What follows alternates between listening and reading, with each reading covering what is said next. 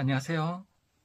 앞으로는 절대지식 세계고전, 지은이는 사사키 다케시, 출판사는 이다 미디어입니다.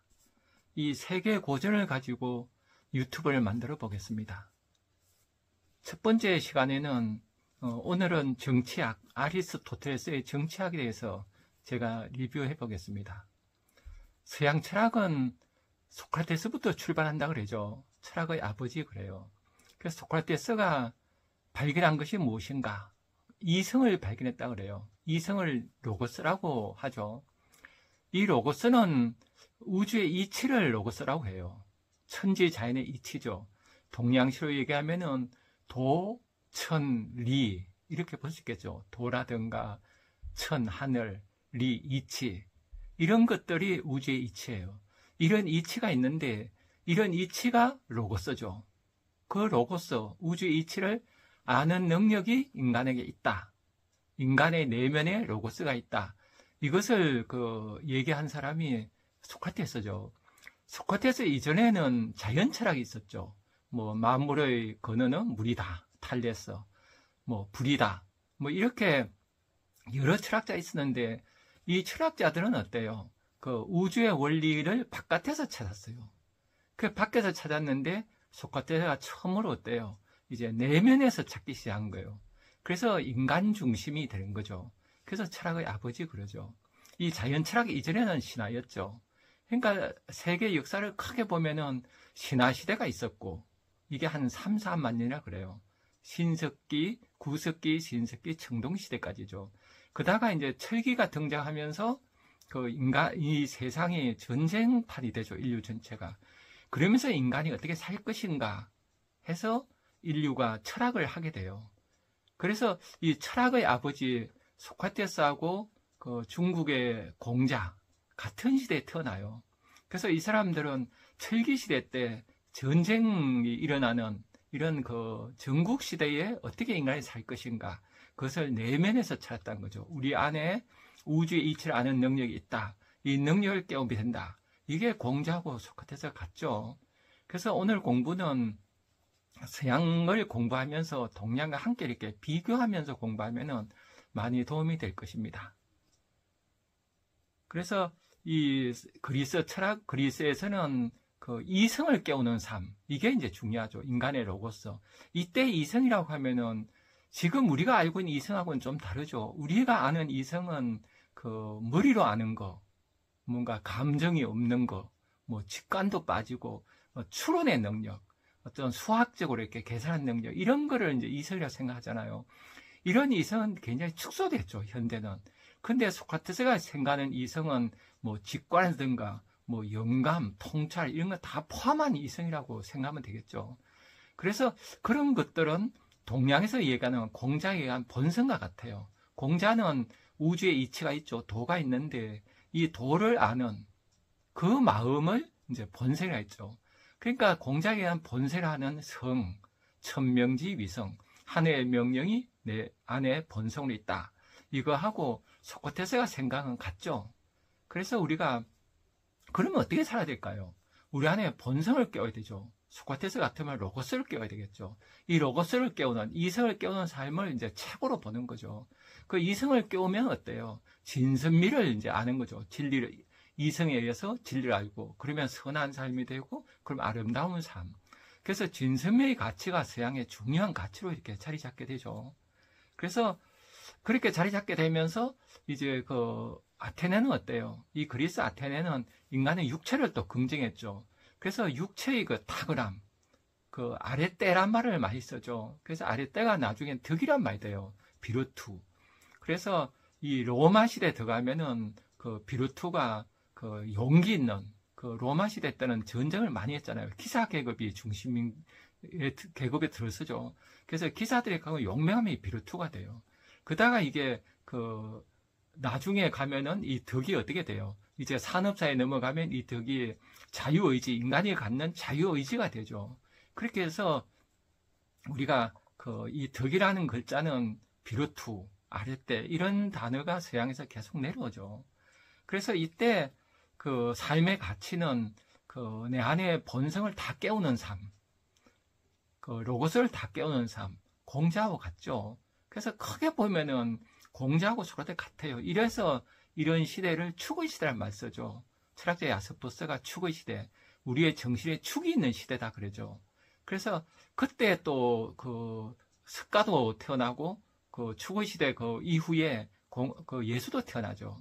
그래서 예수 이전에 예레미야 예언가, 이사야 예언가들이 그 기독교로 유일신을 발견하죠. 유일신이란 것도 크게 보면 어때요? 이런 그 로고스, 우주의 도, 이런 거 크게 보면 같게 이제 볼 수도 있죠. 그러면 그런 걸 깨우는 인간의 성령, 이런 것을 본세라 볼 수도 있죠. 그래서 크게 보면 4대 성인들이 가르친 가르침이 같아요. 우주에 이치가 있는데 그 이치대로 살아야 한다. 그래서 내 안에 그 본성을 깨야 한다. 이 본성은 신적인 힘이죠. 그래서 크게 보면 같아요. 근데 이것이 지역마다 약간의 강조점이 달라지는 거죠. 그래서 서양은 강조점이 이성을 강조하면서 그리스 아테네는 그 몸도 인간의 육체를 긍정했죠. 그래서 몸의 탁월함. 그래서 올림픽이 이제 발전하잖아요. 이런 삶이 그 아테네의 좋은 삶이에요. 이런 삶이 구현되는 게 아테네 도시국가 폴리스였죠. 그래서 폴리스 시민으로서 어떻게 멋있게 살 것인가 하는 게 소크라테스의 그 목표였죠. 그러기 위해서 소크라테스 한 방법은 뭐예요? 삼파술이죠. 사람들에게 덕을 일깨우는 거죠. 그런데 이 소크라테스가 죽게 돼요. 그 독배 마시고 죽죠. 그래서 제자인 플라톤은 이제 고민을 하는 거예요. 스성, 이 위대한 스성을 죽게 한 아테네 사회. 그래서 그 플라톤은 그 세상을 이렇게 방랑하다가 그 피타고라스를 만났다 그래요. 그래서 피타고라스 수학자를 만나면서 그 어떤 대안을 생각한 거예요. 어떤 그 수학이란 게 철저하잖아요. 누가 봐도 이제 맞는 거잖아요. 뭐 100년 뒤에도 1 더하기 1은 2잖아요. 이런 수학적인 그 엄격함, 근데 이 이성에 의한 그런 것들을 이제 찾아가는 거죠. 그래서 그 플라톤은 어떤 이상적인 걸 생각해요. 완벽한. 그래서 이상국가 책을 쓰고 그는 어떤 철인이 정치하는 이성을 완전히 깨운 성인이 정치하는 그런 정치를 이제 꿈꿨죠. 이거는 그 맹자가 생각하는 왕도 정치하고 비교해 볼 수 있죠. 맹자도 어때요? 본성을 다 깨운 동양에서는 인이 예지거죠. 인의 예지를 깨운 성인이 정치한 정치를 이제 꿈꾼 거예요. 이 꿈을 꾼 것이 그 동양에 계속 이렇게 흐름으로 남아있죠. 그래서 이 플라톤이 생각한 것은 그 이원론이에요. 우리가 사는 세상 이 현상이 있는데 눈에 보이는 건 현상이죠. 이 현상 너머에는 어떤 완벽한 이상적인 걸 이데아라 그러죠. 그래서 이데아와 현상이 이제 분리돼요. 현상과 본질. 그래서 이데아 중에서도 최고의 이데아를 선의 이데아 그러죠. 그것이 이제 태양이라고 생각하면 되겠죠. 태양이 없으면 만물은 다 존재하지 않고 태양이 지금 오늘 그죠 사라지면은 인류 다 사라지잖아요. 그래서 최고의 선, 그죠 선의 이데아예요. 이게 나중에 로마 시대 때 중세에 들어가면은 이제 여호와 하느님하고 이제 결합돼서 신학 이론이 되죠. 그래서 그 중세의 전반기는 플라톤 이론에 의한 신학이 발달해요. 그다가 이제 십자군 전쟁 이후에 가면은 아리스토텔레스 철학이 이제 신학과 결합돼서 그 신학이 이제 좀 현실적이 되죠. 그래서 이 플라톤은 이원론.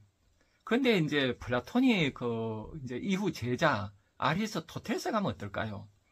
이 아리스토텔레스가 살던 시기는 폴리스가 붕괴되는 시기예요. 그 아리스토텔레스 제자가 알렉산더잖아요. 알렉산더는 그 천하를 통일하죠. 거대한 제국을 이제 건설하게 돼요. 그래서 폴리스를 넘어선 그런 세상이 올 때예요. 이럴 때 아리스토텔레스는 어떻게 됐을까요? 두 가지 방향이 있을 수 있겠죠. 하나는 폴리스를 넘어선, 도시관을 넘어선 세계적인 어떤 가치들을 생각할 수 있겠죠. 그런 철학자가 바로 디오게네스 같은 철학자죠. 우리가 아는 알렉산더가 그죠? 내가 너한테 어떻게 해줄까 물으니까 디오게네스가 그 부주통에서 햇빛을 받게 해달라, 비켜달라 그렇게 했죠. 이런 사람들은 그 세계 시민 의식이 있는 거예요. 그 당시 폴리스를 넘어선 가치를 이제 구현하지만 이 사람들을 견유학파 그러잖아요. 이런 철학이 이제 나오게 돼요. 지금도 우리 사회가 보면은 지금 우리가 사는 이 시대도 세계가 하나잖아요. 그래서 세계 시민을 내세운 철학들이 많잖아요. 세계 시민, 그죠? 민족과 국가를 넘어선 어떤 꿈을 이제 꾸게 되는 세계 시민의 가치가 이제 현대에 많이 나오잖아요. 세계 함께 연대해야 되니까요. 뭐 기후위기 이런 거는 한 나라에서 극복 못 하잖아요. 그렇지만 오늘 그 우리가 공부하는 아리스토텔레스는 어때요? 폴리스를 붕괴된 폴리스를 재건하려는 생각을 한 거죠. 좋은 폴리스를 꿈꾼 그런 철학자죠. 지금 우리가 아리스토텔레스 철학을 받아들이면 어때요? 지금 우리가 대한민국에 사는데 이 대한민국이 잘 돼야 되죠. 세계가 하나라 그러지만은 우리한테 직접 영향을 끼치는 건 그 대한민국이잖아요. 대한민국이 힘들어지면은 지금 그 계엄 전국이잖아요. 계엄이 이제 선포된 이후에 우리 경제가 이제 굉장히 힘들어지잖아요. 그러면 여기 사는 우리는 그 힘 안 들은 나라도 있겠죠. 딴 나라는 그죠. 그러니까는 세계가 하나지만은 또 국가마다 또 이렇게 그저 독특한 어떤 특징이 있잖아요. 그래서 우리는 두 가지를 동시에 이제 해야 되죠. 세계 시민도 돼야 하지만은 또 대한민국을 좋은 대한민국을 또 만들어야 되죠. 그래서 아리스토텔레스 우리가 배울 수 있는 교훈은 이거라 봐요. 지금 이 시대에 어떻게 하면 좋은 공동체, 국가 공동체, 사회 공동체, 지역 공동체, 또 조직에 속한 공동체를 어떻게 잘 꾸릴 건가, 어떻게 잘 살아갈 것인가, 이런 것을 우리가 그 가르침을 얻을 수 있다고 생각해요. 그래서 아리스토텔레스는 플라톤하고 좀 다른 게, 플라톤은 우리가 눈에 보는 현상, 이거는 이제 별로 가치가 없고 변화하고 사라지니까요. 영원 불변한 이데아를 꿈꾼 거예요. 그런데 아리스토텔레스는 그 영원한 이데아가 개체 안에 있다고 봤어요. 이 말을 이제 형상과 딜료라는 말 쓰죠. 예를 들면 빵을 들으면 빵의 모양이 있죠. 이게 형상이죠. 그거 형상이 있고 그 안에 재료, 밀가루가 있어서 빵이 되잖아요. 그러니까 형상이 이제 이데아예요. 어떤 우리가 그 생각하는 완벽한 어떤 빵에 대한 상이 있잖아요. 그래서 그 틀에 맞게 이제 빵이 만들어지잖아요. 사람도 어때요? 사람도 어떤 이데아가 각자 있다, 이데아가 있다고 보는 거예요. 그 이데아, 빵 같으면 빵의 이데아, 좋은 빵이란 게 있잖아요. 사람도 좋은 인간이 있잖아요. 우리가 어떤 인간 상상할 수 있잖아요. 그런 각 개인마다 이데아가 있는 거예요. 그 자기 이데아를 마음껏 꿈꾸는 세상, 인간. 이것을 이제 생각한 거예요. 그래서 이렇게 되면 어떨까요? 인간이 내 안에 있는 그 이성, 소크라테스의 그 제자 플라톤, 제자 아리스토텔레스. 그래서 끝까지 이성에 대한 문제죠, 로고스. 이 로고스 이성을 한껏 꽃피우는 인간을 생각한 거예요. 이 꽃피우는 인간은 어떻게 되겠어요? 굉장히 행복하겠죠. 그래서 소크라테스가 생각하는 그 최고선, 최고 좋은 거, 이때 선이란 말은 진선미할 때 선이란 뜻도 있지만 좋다는 뜻도 있죠. 최고 좋은 거를 행복이라고 봐요. 그러면 행복은 어디서 올까요? 행복은 내 안에 본성을 다 깨울 때예요. 민들레 같으면 민들레의 잠자는 걸 다 꽃필 때 아름답죠. 인간도 이성적 존재니까 이성을 다 꽃피워야 된다 보는 거예요. 그런데 이성을 다 꽃피우면 그게 행복인데 이성을 다 꽃피우지 못한 사람은 어때요? 그 본성을 다 못 깨운 사람은 당장에 힘드니까 쾌락을 추구하겠죠. 그래서 쾌락은 행복이 아니라 봐요. 이 쾌락은 왜 행복이 아닌가 하면은 쾌락은 어때요? 반드시 반대의 극부가 와요. 지금 즐거워도 막 그 사이다 콜라 마시고 기분 좋아도 반드시 그 나쁜 게 있잖아요. 또 쾌락은 더 자극적을 찾게 돼요. 그래서 진정한 행복은 바로 이성을 꽃피우는 거라고 생각한 거예요. 그래서 이성을 만나려면 어떻게 해요, 우리가? 내 안에 있는 이성이 본성이죠. 내 안에 기독교로 말하면 성령, 불교로 말하면 불성을 만나요. 그럼 만나려면 어떻게 해야 돼요? 조용히 마음을 가라앉혀야 되겠죠. 그리고 내 마음을 조용히 들여다봐야 돼요. 이걸 관조라 그러죠. 그래서 아리스토텔레스는 관조야말로 최고의 행복이라고 생각한 거예요. 나를 관조하는 거. 그죠? 무심히 들여다보는 거죠. 이런 게 최고의 행복이에요. 그런 행복한 인간, 이런 인간을 가능하기 위해서 필요한 걸 폴리스라 본 거예요. 도시국가. 그러니까 인간은 도시국가 안에서만, 도시국가에서 우리가 나의 이성을 다 꽃피우다 보여요. 이성을 꽃피우면은 딴 사람과 우애가 생기죠. 내 안에 본성은 하나가 되니까요. 본성은 하나고 개성은 각자거든요. 본성은 하나 되는 우애에 있는. 그래서 정의가 실현되는. 정의라는 거는 여러 가지 해석되지만은 옳은 거잖아요. 그 올바름이 어떻게 구현돼요, 정의가. 그거는 도시국가 안에서 인간 간의 관계 속에 구현되잖아요. 그래서 그 아리스토텔레스는 그 나의 행복, 최고선의 행복을 추구하기엔 폴리스를 꿈꾼 거예요. 이 폴리스가 꿈꾸면 이 폴리스는 어떤 정치가 될까요? 이성을 다 깨운 사람이 통치가 되겠죠. 그래서 이 사람은 귀족정을 이제 생각한 거예요. 그래서 이 도시국가 내에서 인간이 올바르게 온전하게 된다. 그래서 인간이 폴리티컬 애니멀, 폴리스의 존재, 이것이 정치적 동물, 나중에는 어떻게 해석돼요? 나중에는 이게 그 사회적 동물로 우리는 해석됐었잖아요. 그래서 이렇게 이제 꿈을 꾸는데, 이런 우리 현대 사회에서 생각해 볼 수 있는 건 뭐예요? 이런 거를 우리가 현대 받아서 나의 관조하는 삶을 살아야 되는데, 관조하지 않고 이 세상은 바쁘잖아요. 바쁘니까 이제 우리는 어떻게 살아요? 시 한 편을 읽어 드릴게요. 행복하여, 김소연. 행복하여 경망스러워진 청춘을 일회용 용기에 남은 짜장면처럼 대문 바깥에 내다 놓고 돌아서니 행복해서 눈물이 쏟아진다. 행복하여 어쩔 줄을 모르던 골목길에선 껌을 뱉듯 나를 뱉고 돌아서다가 철진한 외투의 구멍난 주머니에서 도르르 떨어져 구르는 토큰 같은 옛사람도 만났다. 오늘은 행복하여 밥이 먹고 싶어진다. 인간은 정말 밥만으로 살 수 있다는 게 하도 감격스러워 밥그릇을 모시고 콸콸 눈물을 쏟는다. 자, 이럴 때 행복은 어떤 행복이에요? 인간이 소심이 된 행복, 소확행거리잖아요. 이런 행복은 어때요? 충분히 행복하지 않아요. 그거를 이제 실었었죠. 행복하여 눈물을 쏟는다는 거. 안 되죠, 이게. 그래서 아리스토텔은 그렇게 얘기해요. 행복해지려면 완전한 것을 추구하라. 신이 되려고 하라 그래요. 그래서 저는 소확행이란 말을 되게 조심해야 된다 봐요. 이거는 우리가 신을 추구해서 우리 본성을 다 깨워서 내 안에 깊은 행복을 느낄 때 저절로 소박한 삶이 돼요. 이렇게 돼야지 이런 힘이 없이 어떤 소박하게 살자, 소확행. 그래서 소박하게 살면 소심이 되는데 그 소심에는 이렇게 김소연 씨처럼 행복하여 이런 어떤 진정한 행복을 못 느끼게 되죠. 그래서 오늘은 아이들 정치학을 공부하면서 어떤 게 인간 진정한 행복인가 오늘 공부했습니다. 또 다음 시간에 뵙도록 하겠습니다. 감사합니다.